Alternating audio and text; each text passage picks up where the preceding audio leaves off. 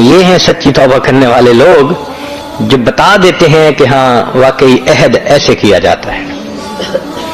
اب تائب کے دل میں یہ اشکال پیدا ہوتا ہے، میں نے جی تو 13-14 سال کی عمر سے گناہ کرنا شروع کیا اور اب تو میری عمر 40 سال ہو گئی، میں نے تو بہت گناہ کیے۔ ٹھیک ہے، گناہ بہت زیادہ ہیں مگر اللہ کی رحمت اس سے بھی زیادہ ہے۔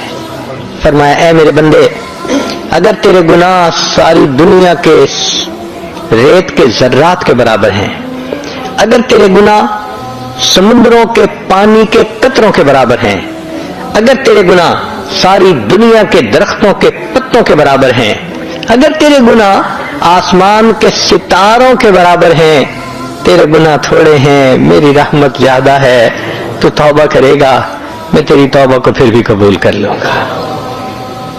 بخاری شریف کی روایت ہے، بنی اسرائیل کا ایک آدمی تھا جس نے 100 بندوں کو قتل کیا تھا۔ پھر وہ توبہ کی نیت سے اپنے گھر سے نکل پڑا، اللہ کی شان کے راستے میں موت آ گئی تو جنت کے فرشتے بھی آئے اور اس کی روح لینے کے لیے جہنم کے فرشتے بھی آئے۔ جنت کے فرشتوں کے پاس یہ دلیل تھی کہ یہ توبہ کی نیت سے نکل پڑا، جہنم کے فرشتے کہتے تھے کہ کی تو نہیں ہے نا ابھی، اس لیے ہم جہنم لے جاتے ہیں۔ معاملہ اللہ تعالیٰ کے حضور پیش ہوا، رب کریم نے فرمایا میرے فرشتوں اس کے راستے کی پیمائش کرو، اگر یہ گھر سے قریب ہے تو ابھی توبہ نہیں ہوئی، اگلی بستی کے قریب ہے تو پھر توبہ ہو گئی۔ روایت میں ہے کہ اس بندے کو جہاں موت آئی تھی وہ بالکل آدھا حصہ تھا اور مرتے مرتے اس کی لاش اگلی طرف گری تھی، اور بعض روایات میں ہے کہ نہیں، اللہ نے اس زمین کو حکم دے دیا تھا میری زمین تو سکڑ جا۔ وہ اتنا سکڑی کہ صرف اس کی لاش اگلی بستی کی طرف جا کر گری، ہاف پوائنٹ سے رب کریم نے فیصلہ کیا، توبہ کی نیت سے چل پڑا تھا، چونکہ آدھا راستہ نکل کے آگے پہنچ گیا، میں نے سب گناہوں کو معاف فرما لیا۔ کبھی ذہن میں یہ خیال آتا ہے میں تو جی توبہ کرنا چاہتا ہوں، میرے دوست مجھے توبہ نہیں کرنے دیتے، وہ مجھے جو میری جان نہیں چھوڑتے، وہ بد کردار مجھ پہ چڑھائی کرتے ہیں۔ بھئی ٹھیک ہے، برے دوست برائی کا سلوک کرتے ہیں، تھریٹ کرتے ہیں، ہم بدنام کر دیں گے، ہم فیس بک کے تمہاری تصویریں دے دیں گے، ہم تمہارا کچا چٹھا نکال دیں گے، اور انسان کے راز بھی ان کے پاس ہوتے ہیں، بدنامی کا ڈر بھی ہوتا ہے، مگر جب بندہ فیصلہ کر لیتا ہے تو پھر یہ صدا بصحرا ہوتی ہے، پھر یہ چیزیں کچھ نہیں کہتی۔ انسان کو چاہیے کہ استقامت کے ساتھ اللہ کے اس امر پر، حکم پر ڈٹ جائے، اللہ اس ذلت میں سے عزت کے نقشے نکال دیں گے۔ چنانچہ ایک صحابی تھے کعب بن مالک رضی اللہ تعالی عنہ، ایک سفر میں جانے میں ان سے دیر ہوئی تھی تو نبی علیہ الصلوۃ والسلام نے صحابہ سے کہہ دیا تھا کہ بھئی اس سے بات نہ کریں جب تک کہ اللہ فیصلہ نہیں کر دیتے۔ ہر کسی نے بولنا چھوڑ دیا تھا۔ وہ صحابی کہتے ہیں کہ وہ 40-50 دن میرے لیے اتنے مشکل تھے کہ مجھے چین نہیں آتی تھی۔ مجھے ذہن میں یہ خیال آتا تھا اگر اس حالت میں میری موت آ گئی کہ نبی علیہ السلام مجھ سے نہیں بات فرما رہے تو قیامت کے دن میں کیا چہرہ لے کے اللہ کے سامنے جاؤں گا۔ اور کبھی یہ خیال آتا تھا کہ اگر اس دوران اللہ کے حبیب صلی اللہ علیہ وسلم نے پردہ فرما لیا پھر میرا کیا بنے گا۔ چنانچہ نہ دن گزرتا تھا نہ رات گزرتی تھی، حتی اذا ضاقت علیہم الارض بما رحبت، زمین اپنی پوری فراخی کے باوجود میرے اوپر تنگ ہو گئی، میرا جینا دوبھر ہو گیا تھا۔ اتنی ایکیوٹ ڈپریشن کی کنڈیشن تھی۔ اس میں وہ فرماتے ہیں میں اپنے گھر سے نکلا، بازار میں سے گزر رہا تھا، ایک بندہ ملا، کہنے لگا جی کہ جو قریبی ملک ہے غسان، اس بادشاہ نے آپ کو ایک پیغام بھیجا ہے، رکا بھیجا ہے۔ میں نے وہ رکا پڑھا تو اس میں لکھا ہوا تھا کہ ہم نے سنا ہے کہ آپ کے صاحب نے آپ سے قطع تعلقی کا حکم دے دیا، آپ ہمارے پاس آ جائیں، ہم آپ کا اکرام کریں گے، خزانے کے منہ کھول دیں گے، آپ بہت پرسکون زندگی گزاریں گے۔ وہ فرماتے ہیں کہ اس خط کو پڑھ کے مجھے اتنا رونا آیا کہ یہ میرا حال ہو گیا کہ اب میرے اوپر کافر بھی امید کرنے لگ گئے۔ کہنے لگے میں نے اس کاغذ کو پھاڑا اور اس کے ٹکڑوں کو تنور کی جلتی ہوئی آگ کے اندر ڈال دیا۔ یہ ہوتی ہے انسان کی استقامت۔ تو اگر توبہ کر لی، کوئی میسج بھیجتا ہے ڈیلیٹ کر دے، کوئی رابطہ کرتا ہے اس کو ریسپانس نہ دے، ذرا سیریس طریقے سے اس کو ڈیل کریں، وہ کب تک پیچھا کرے گا؟ اللہ تعالیٰ جان چھڑا دیں گے۔ چنانچہ ایک صحابی تھے حضرت مرشد رضی اللہ تعالی عنہ، زمانہ جاہلیت میں ایک مکہ مکرمہ کی بہت خوبصورت عورت تھی اوناک نامی، اس کے ساتھ ان کے افیئرز تھے۔ پھر انہوں نے اسلام قبول کر لیا تو مدینہ طیبہ آ گئے۔ اللہ کی شان کے کچھ عرصے کے بعد ان کو تجارت کے لیے دوبارہ مکہ مکرمہ جانا پڑا۔ اب مکہ مکرمہ کی ایک گلی میں سے گزر رہے تھے تو اس اوناک نے ان کو دیکھ لیا، تو دیکھتے ہی وہ بہت ہی خوشی سے ملی، اور جو گانے لڑکیاں گاتی ہیں آئی love you I miss you, اس نے وہی کہنا شروع کر دیا۔ انہوں نے کوئی ریسپانس نہیں دیا تو بڑی حیران ہوئی، کہنے لگی کہ مرشد تم وہی ہو نا جو مکہ کی گلیوں میں میرے پیچھے چلتے تھے، میری منت کرتے تھے، مجھے بہت زیادہ منت و سماجت کرتے تھے کہ میں کچھ وقت تمہیں دے دوں، تمہاری بات مان لوں۔ آج میں تمہیں کہہ رہی ہوں کہ میرا ہسبینڈ بزنس کے لیے سفر پہ گیا ہوا ہے، میں گھر میں اکیلی ہوں، تم اپنے کام سمیٹ کے آج میرے گھر آ جانا، ہم اکٹھا وقت گزاریں گے۔ انہوں نے جواب دیا کہ میں نہیں آؤں گا۔ وہ بڑی حیران ہوئی، مگر اس نے یہ دیکھا کہ وہ تو آنکھ اٹھا کے دیکھ ہی نہیں رہے اس کے چہرے کی طرف۔ تو اوناک کہنے لگی کہ آپ مجھے دیکھ کیوں نہیں رہے؟ وہ صحابی کہتے ہیں اب ان آنکھوں نے اس ہستی کو دیکھ لیا ہے کہ جس کو دیکھنے کے بعد یہ کسی غیر محرم کو نہیں دیکھ سکتی۔ پھر نہیں سمجھی پوری طرح، اس کو کیا پتا کہ یہ نبی علیہ السلام کی صحبت کا شرف پا چکے۔ اس نے آگے ہاتھ بڑھایا، چونکہ طبیعت میں بہت ایک دوسرے کے ساتھ آزادی تھی، اس نے ہاتھ پکڑنے کی کوشش کی تو مرشد لانو نے فرمایا خبردار، اگر تم نے مجھے ہاتھ لگانے کی کوشش کی، تلوار میرے پاس ہے، میں تمہارا کام تمام کر دوں گا۔ اب جب انہوں نے یہ الفاظ کہے تو وہ گھبرا گئی اور چلی گئی۔ جس طرح اس صحابی نے گناہ کی دعوت دینے والی اس خوبصورت لڑکی سے ڈیل کیا، آج توبہ کرنے والے کسی بھی مرد اور عورت کو اس طرح بد کردار لوگوں سے ڈیل کرنے کی ضرورت ہے۔ اب ڈسیزن لیں، خبردار جو رابطہ کیا۔ پھر دیکھیں اللہ تعالیٰ اس استقامت کا کیا نتیجہ نکالتا ہے۔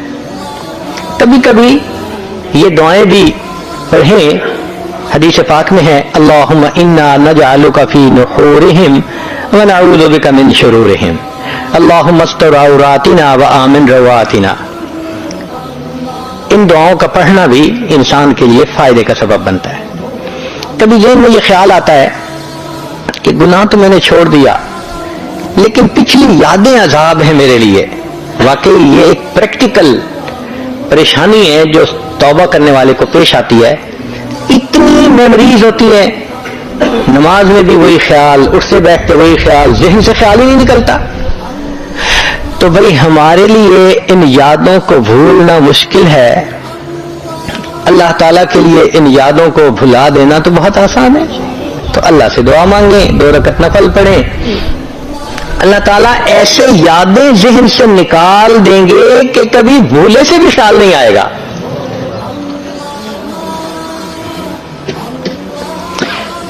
ایک ذہن میں سوال یہ آتا ہے کہ کیا توبہ کرنے والے بندے کو گناہ کا اعتراف کرنا ضروری ہے؟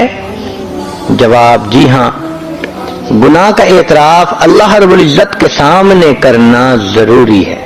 چنانچہ نبی علیہ السلام نے دعا سکھائی جس میں ہے ابوء لک بنعمتک، اے اللہ میں آپ کی نعمتوں کا بھی اعتراف کرتا ہوں، وابوء بذنبی، اور میں اپنے گناہوں کا بھی اعتراف کرتا ہوں۔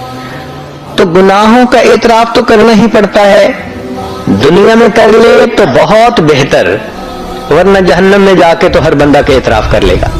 قرآن مجید میں ہے کہ جہنمی جب جہنم میں جائیں گے تو فرشتے حیران ہو کے پوچھیں گے ما جاءکم النذیر، تمہیں کوئی سمجھانے والا ڈرانے والا نہیں آیا تھا؟ قالوا بلا قد جاءنا نذیر، کہیں گے ہاں آئے تو تھے سکھانے والے، سمجھانے والے، ڈرانے والے، ہم نے ان کی بات پہ توجہ ہی نہیں کی، ہم نے کہا کوئی چیز نازل نہیں ہوئی، فلاں نہیں فلاں نہیں، اور آخر پر نتیجہ نکالیں گے لو کنا نسمع، اے کاش اگر ہم سنتے ان کی بات، او نعقلو، یا ہمارے اندر عقل کی رتی ہوتی، ما کننا فی اصحاب السعیر، ہم دوزخ میں جانے والوں میں سے نہ بنتے، فاعترفوا بذنبہم فسحقا لاصحاب السعیر۔ اللہ فرماتے ہیں اپنے گناہوں کا اعتراف کریں گے اس وقت، تو بھئی یا تو دنیا میں اعتراف کر لیں اللہ کے سامنے تنہائی میں بیٹھ کے اور معافی مانگ لیں، ورنہ پھر جہنم میں جا کے تو ہر بندے کو اعتراف کرنا ہی پڑے گا۔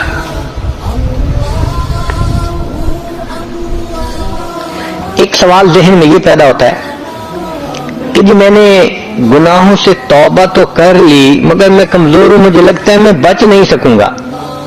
بھئی میں نہیں بچ سکوں گا، اللہ تعالیٰ تو اس پر قادر ہے کہ ہمیں بچا دے، تو اللہ سے دعا مانگیے، اللہ سے مدد مانگیے۔ علماء نے لکھا ہے کہ جو شخص گناہ سے بچنے میں اللہ کی مدد مانگتا ہے، اللہ فرماتے ہیں اس بندے کی مدد کرنا میرے اوپر لازم ہو جاتا ہے۔ اللہ پر کوئی چیز لازم نہیں ہے، مگر سمجھانے کی خاطر یہ لفظ استعمال ہوا ہے کہ اللہ فرماتے ہیں کہ یہ مجھ سے مدد مانگ رہا ہے۔ اور نقطہ انہوں نے یہ نکالا کہ دیکھیں تسمیہ میں اللہ رب العزت نے ذاتی نام بھی استعمال کیا، صفاتی نام بھی استعمال کیے، سبحان، جیسے بسم اللہ الرحمن الرحیم، اللہ کا نام بھی ہے، یہ اسم ذات کہلاتا ہے، اور رحمان اور رحیم یہ صفاتی نام ہے، مگر تعوذ میں اللہ نے صرف اسم ذات کو استعمال کیا ہے، اعوذ باللہ من الشیطان الرجیم۔ ایسے نہیں ہے جیسے بسا اوقات قرآن پڑھتے ہیں اعوذ باللہ السمیع العلیم من الشیطان الرجیم، نہیں ایسے نہیں ہے، اللہ نے صرف اسم ذات کو استعمال کیا۔ کیوں؟ صفاتی نام سے کنفیوژن ہو سکتا ہے۔ اب جیسے اللہ کے صفاتی نام ہیں وہ کئی مرتبہ مخلوق کے لیے بھی استعمال ہوتے ہیں، اللہ سمیع اور بصیر ہیں، انسان کو بھی فرمایا فجعلناہ سمیعا بصیرا۔ اللہ تعالیٰ رؤوف الرحیم ہے، اللہ نے اپنے حبیب صلی اللہ علیہ وسلم نے فرمایا بالمؤمنین رؤوف الرحیم۔ تو صفاتی نام میں یہ شائبہ ہو سکتا ہے کہ اس نے اللہ کو پکارا ہے یا یہ صفت رکھنے والے کسی اور کو پکارا ہے۔ اللہ نے تعوذ میں صفاتی نام ہی نہیں رکھا، فرمایا میرے بندے تم میرے دشمن شیطان سے بچنا چاہتے ہو نا، میں اپنا ذاتی نام رکھتا ہوں، بائی نیم تم مجھے پکارو گے، میں پروردگار تمہاری حفاظت کر کے دکھاؤں گا۔ تو جو بندہ گناہوں سے بچنے کے لیے اللہ سے مدد مانگتا ہے نا، یقیناً اللہ کی مدد اترتی ہے۔ ہاں اگر کوئی بندہ دیکھتا ہے کہ ابھی بھی میرے اندر قوت نہیں تو ایک اور بھی طریقہ ہے، اللہ والوں کے ساتھ مل کر توبہ کے کلمات پڑھ لینا۔ ہم نے دیکھا ہے اپنے شیخ حضرت مرشد عالم رحمۃ اللہ علیہ کو، ان کی صحبت میں بہت بگڑے ہوئے نوجوان آتے تھے، توبہ کے کلمات پڑھتے تھے، ان کی زندگیاں بدل جاتی تھی۔ یہ جو مل کے توبہ کے کلمات پڑھنے ہیں اس کی بھی اہمیت ہے۔ دیکھیے قرآن مجید میں اللہ فرماتے ہیں فَاسْتَقِمْ كَمَا أُمِرْتَ وَمَنْ تَابَ مَعَكَ، اے میرے محبوب صلی اللہ علیہ وسلم اب بالکل شریعت پر جمے رہیے، اور جو آپ کے ساتھ تو بتائے ہوئے، یہ جو تابا معک کا لفظ ہے نا قرآن کا، یہ بتا رہا ہے کہ یہ بھی ایک فضیلت ہوتی ہے، یہ بھی ایک نسبت ہوتی ہے جو صحابہ کو نبی علیہ السلام سے حاصل کر لی تھی، اللہ نے اس کی لاج رکھی۔ پھر تو یہ جو کسی کے ساتھ مل کے توبہ کے کلمات پڑھ لیتے ہیں، اس سے اللہ تعالیٰ انسان کو پھر نیکی کی توفیق عطا فرما دیتے ہیں۔ کبھی کبھی ذہن میں یہ بھی خیال آتا ہے اچھا جی میں توبہ کر لوں گا، اللہ بڑا رحیم ہے، اللہ نے کسی کو تو معاف کرنا ہی ہے، اللہ معاف کر دے گا۔ بھائی اللہ رحیم ہے، معاف کر دیں گے، یہاں تک تو بات ہے صحیح، لیکن اگر موت کے وقت ایمان ہی سلامت نہ رہا تو پھر کیا بنے گا؟ حدیث پاک میں ہے کتنے لوگ ہوتے ہیں ان کے نام ساری زندگی مسلمانوں کی فہرست میں رہتے ہیں، موت کا وقت آتا ہے ان کا نام مسلمانوں کی فہرست سے خارج کر دیا جاتا ہے. کتنے لوگ ہوں گے کل قیامت میں یصبح مؤمنا و یمسی کافرا. نبی صاحب نے فرمایا صبح اٹھیں گے ایمان والے ہوں گے, شام سونے کے لیے بستر پہ جائیں گے ایمان سے خالی ہوں گے. تو بھائی یہ جو ایمان سلب ہونے کی بھی باتیں ہیں, کہیں ایسا تو نہیں کہ گناہوں کے بد اثرات کی وجہ سے ایمان ہی سلب ہو جائے؟ پھر کیا بنے گا؟ رحمت تو ہوگی نا ان کے لیے جو ایمان کے ساتھ چلے گئے, اور ایمان سے ہی محروم تو پھر کہاں سے رحمت کا سوال پیدا ہوا؟ اور علماء نے لکھا ہے کہ کچھ گناہوں کے بد اثرات عین موت کے وقت ظاہر ہوتے ہیں. ان میں سے ایک گناہ زنا کا گناہ ہے. اس زنا کے گناہ کے اثرات دنیا میں تو ہوتے ہی ہیں, موت کے وقت بھی ظاہر ہوتے ہیں. میں نے ایک مرتبہ حضرت مرشد عالم رحمۃ اللہ علیہ سے یہ بات پوچھی, حضرت میں چھوٹا بھی ہوں, کم علم بھی ہوں, ناسمجھ بھی ہوں, تو مجھے کچھ باتیں نہیں سمجھ میں آتی, آپ اگر اجازت دیں تو میں آپ سے پوچھ لیا کروں. حضرت بہت خوشی ہوئی, فرمان لے کے پوچھا کرو. تو میں نے یہ سوال پوچھا کہ حضرت تلبیس ابلیس کتاب میں ایک واقعہ پڑھا ہے, ایک حافظ قرآن تھا جس نے کہ بد نظری کی, شہوت کی نظر کسی پر ڈالی, اور اس کی وجہ سے 20 سال کے بعد وہ قرآن پاک سے محروم ہو گیا, قرآن پاک سینے سے ہی نکل گیا. تو میں نے کہا کہ حضرت اس ایک مرتبہ کسی غیر کو دیکھنے پر اتنی بڑی محرومی کہ قرآن پاک سے محروم ہو گیا, یہ تو بہت بڑی سزا ہے. تو حضرت نے فرمایا اصل میں یہ اللہ کی غیرت کا معاملہ ہے. وہ کیسے کہ اللہ تعالیٰ چاہتے ہیں میرے بندے, نعمتیں میں نے دی, پیدا میں نے کیا, اب تیرا دل میری محبت کے لیے وقف ہونا چاہیے, یہ میرا گھر ہے. جب ہم اپنے دل میں اللہ کی بجائے کسی غیر محرم کو بساتے ہیں اور اس کی محبت دل میں لاتے ہیں, اب کسی عورت کے گھر ذرا کسی اور عورت کو لا کے بٹھاؤ نا, پھر دیکھو وہ کیسے ریئیکٹ کرتی ہے. تو فرمایا یہ اللہ کی غیرت کا معاملہ ہے, اور اللہ کو جب غیرت آتی ہے پھر اللہ تعالیٰ کوئی بھی سزا دے سکتی ہے. تو اگر ایک مرتبہ کی بدنظری قرآن پاک سے محرومی کا سبب بن سکتی ہے, تو یہ جو آج اس کے ساتھ افیئر ہے, کل اس کے ساتھ ہے, پرسوں اس کے ساتھ ہے, میرا ٹائم نہیں گزرتا, میں تمہیں ہر وقت یاد کرتا ہوں, میسیجز چل رہے ہیں, ملاقاتیں ہو رہی ہیں, پھر اس کا نتیجہ کیا نکلتا ہے کہ انسان موت کے وقت ایمان سے محروم ہو جاتا ہے. علماء نے لکھا ہے زبان پہ فالج پڑ جاتا ہے, کلمہ پڑھنا بھی چاہے کلمہ نہیں پڑھ سکتا, اللہ توفیق چھین لیتے ہیں. تو اس لیے ایسے گناہوں سے توبہ کرنی فی الفور ضروری ہے. ایک سوال ذہن میں یہ پیدا ہوتا ہے کہ میں گناہ کرتا تھا, توبہ کر لی, پھر 1 مہینے میں نے گناہ نہیں کیا, پھر 1 مہینے کے بعد شیطان نے بہکا دیا, میں نے پھر گناہ کر لیا, تو کیا اب گناہ کرنے سے پہلی توبہ ٹوٹ گئی؟ جواب, پہلی توبہ نہیں ٹوٹی, وہ تو قبول ہو چکی. ہاں اب جو گناہ ہوا اس گناہ سے اب پھر توبہ کرنی یہ ضروری ہو گئی ہے. دیکھیں نا, آپ کے سیل فون کے اندر 100 میسیجز ہیں اور آپ سب کو ڈیلیٹ کر دیتے ہیں, اس کے بعد اگر کوئی میسج بھیج دیتا ہے تو پرانے میسج واپس تو نہیں نہ آ جاتے, وہ تو ڈیلیٹ ہو چکے. تو پہلی توبہ ہو چکی, اب اگر پھر گناہ ہو گیا بالفرض تو نئے سرے سے اس گناہ سے پھر توبہ کرنے کی ضرورت ہے. تبھی ذہن میں یہ خیال آتا ہے میں 2 گناہ کرتا ہوں, ایک تو میں لڑکی کے ساتھ افیئرز ہیں, اور دوسرا یہ کہ میں حرام کاروبار بھی کر رہا ہوں. میں فی الحال لڑکی سے گناہ جو کر رہا ہوں اس سے توبہ کر لیتا ہوں. یعنی ایک گناہ کرتے ہوئے کیا دوسری گناہ سے میں توبہ کر سکتا ہوں؟ جواب جی ہاں کر سکتے ہیں. آپ اس گناہ سے توبہ کر لیجئے, عین ممکن ہے اس کی برکت سے اللہ آپ کو دوسرے سے بھی توبہ کی توفیق عطا فرما دیں گے. ورنہ عورتیں کہتی ہیں میں پردہ تو کرتی نہیں, میں نماز کیا پڑھوں؟ بھائی پردہ نہیں کرتی, آپ نماز شروع کریں, اللہ پردے کی بھی توفیق دے دیں گے. ذہن میں یہ آتا ہے کہ جی میں نے تو پچھلے 20 سال سے نمازیں نہیں پڑھی, قضا کرتی تھی. تو بھئی اگر آپ نے کسی کا قرض ادا نہیں کیا اور اب ایک وقت میں دے بھی نہیں سکتے تو کیا کرتے ہیں؟ اس کی انسٹالمنٹ بنا لیتے ہیں، انسٹالمنٹ دینا شروع کر دیتے ہیں تو قرض لینے والوں کو بھی تسلی ہو جاتی ہے۔ تو جس کی 20 سال کی نمازیں رہتی ہیں اس کو چاہیے کہ روزانہ 5 نمازیں کم از کم قضا پڑھا کرے۔